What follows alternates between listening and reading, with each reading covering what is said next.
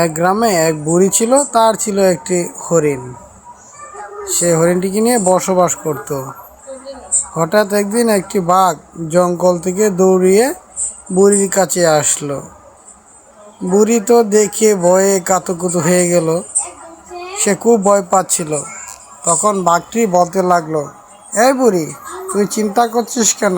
আমি তোকে খাবো না। তোর নাকি একটি হরিণ রয়েছে, আমি সেটিকে খাবো।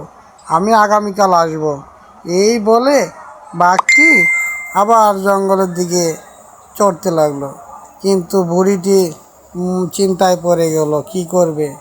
তখন সে বুদ্ধি আটালো গ্রামবাসীকে জানাবে, এবং তাই করলো। পরের দিন বাঘটি সে আস্তে আস্তে জঙ্গল থেকে বুড়ির দিকে আসতে লাগলো। বুড়িও হরিণটিকে নিয়ে সে দাঁড়িয়েছিল।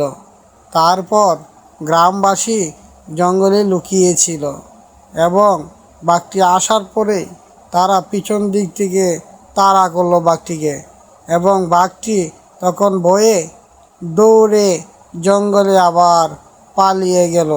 বাঘ আর হরিণ খেতে পারলো না। গ্রামের সবাই সুখে শান্তিতে বসবাস করতে লাগলো।